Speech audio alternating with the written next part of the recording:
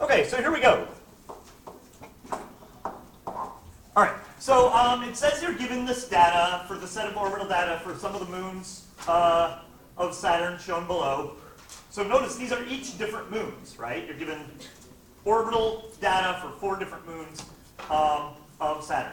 A says write an algebraic expression for the gravitational force between Saturn and one of its moons, right? So that was basically just, do you know Newton's universal law of gravitation? And so that should be this.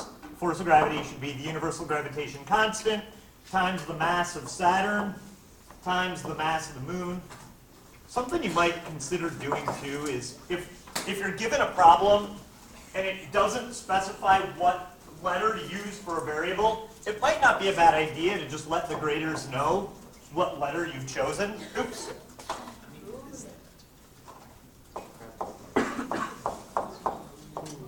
Like this. Okay? Because that way as they're grading, I mean in this one it's fairly obvious, but sometimes it's not, you know? So, and then over r squared, where r is the orbit radius. All right, so that was A. Everybody good with that? Yes.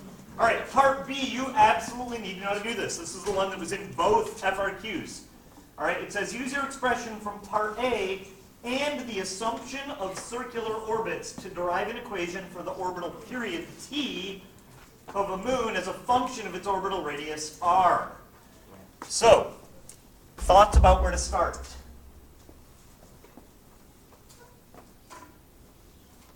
Sure, can we start it? Okay, centripetal force is equal to the force of gravity, right? So for part B, you're going to do this. You're going to go, oh, well, my centripetal force is equal to gravity. Centripetal force is mv squared over r, right? Which m? Little m, right?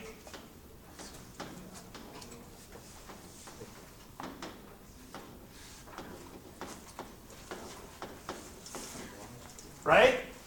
Everybody good up to there? Cancel your m's.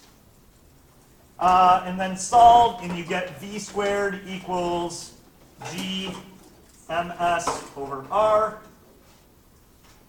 Cool? And you can certainly square root both sides to get the equation for the circular orbit velocity, right? Everybody good up to there? All right, so I'm not done though. I still need to come up with an equation for period.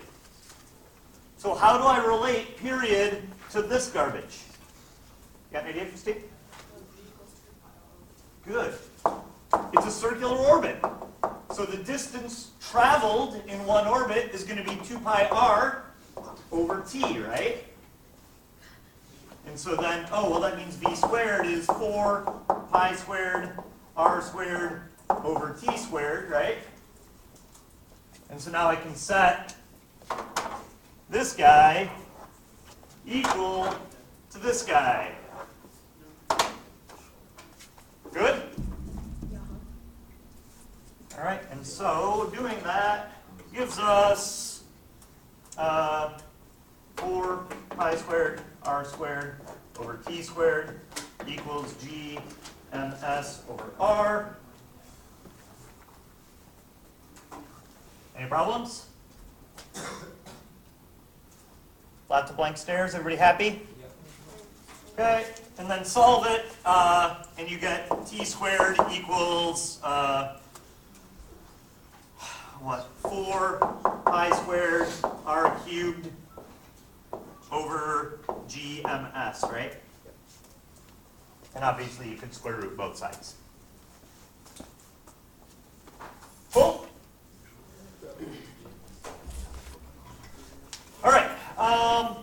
So now part C says which quantities should be graphed to yield a straight line whose slope could be used to determine Saturn's mass.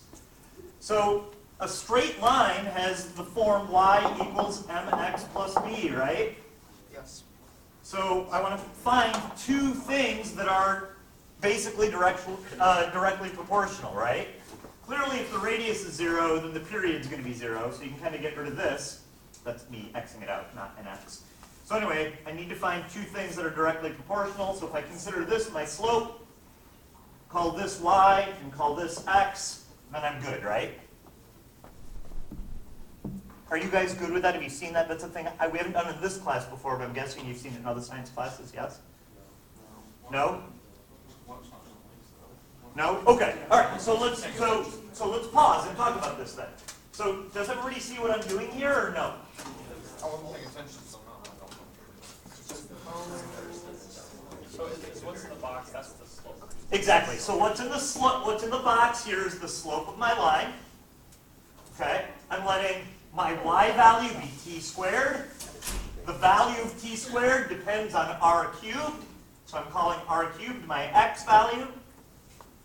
And so what's in the box exactly will be the slope, right? Follow? So kind of the knee-jerk reaction would be, oh, I'm going to graph period against radius. But if you do that, you get this weird graph that's not linear. So this is called linearizing your data. Okay? And so instead of just graphing period and radius, we're going to graph period squared and radius cubed. Follow? Bless you. Bless you. All right. Now, this will not, I won't do something like this to you on the test on Wednesday, but it is absolutely a thing you need to know by the time the AP test comes around. Okay? Clear? And you'll get more practice on it. There's one on almost every AP test, and it's always the same thing. It's just which thing depends on which thing. You know, include your exponents, and then your slope is the other part. Cool? All right. So, also acceptable here is you could, if you wanted to,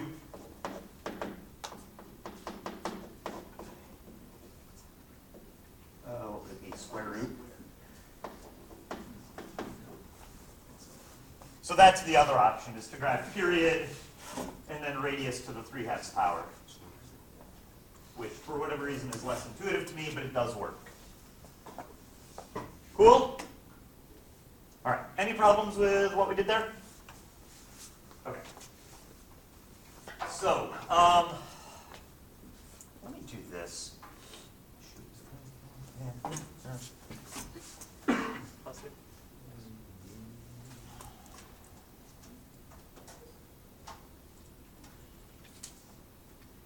I guess we might as well go through it. Okay, so, sorry, I was trying to decide if I wanted to go through all that. All right, so you're given this data table at the top. You're given period and radius, and then 2 blank columns, right?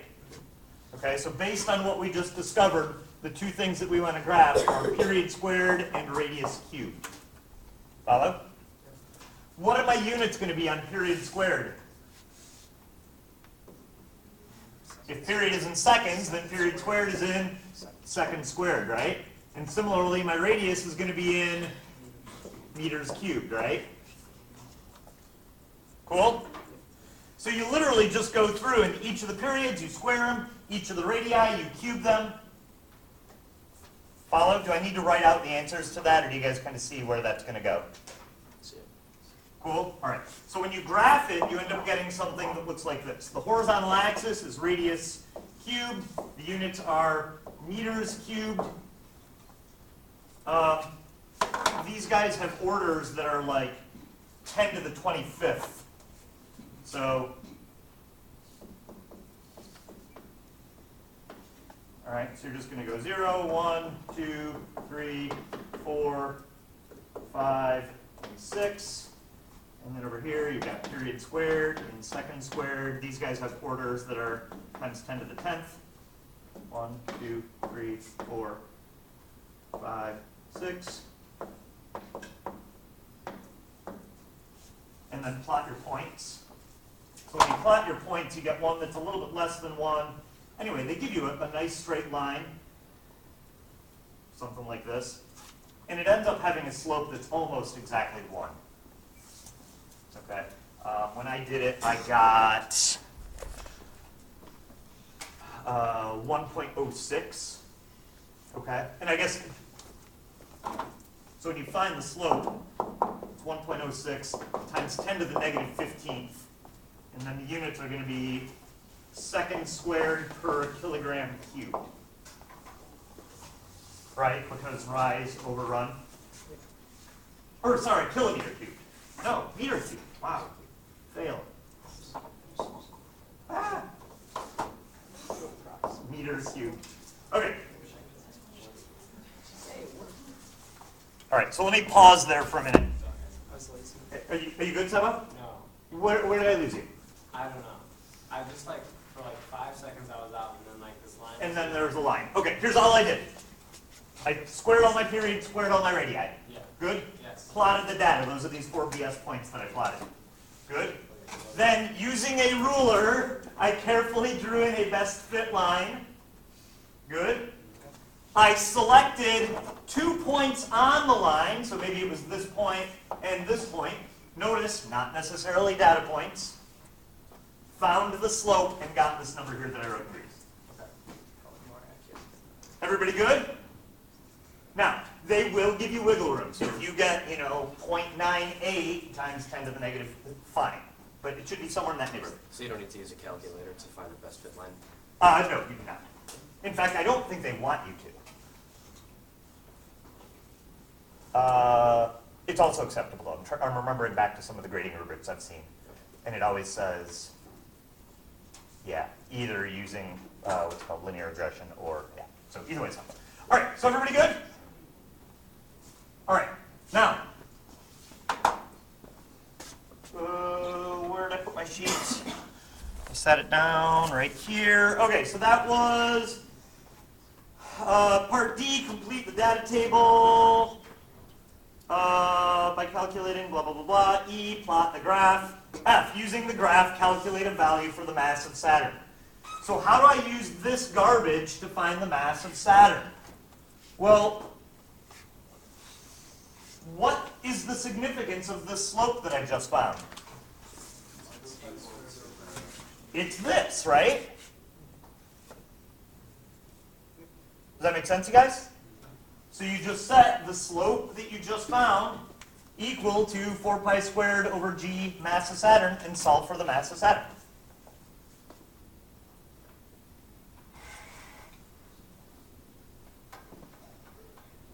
Good? All right, and if you do it, you end up getting somewhere in the neighborhood of like 5.5 times 10 to the 26th kilograms. So if you got that, good work. If not, now you know how to do this kind of problem.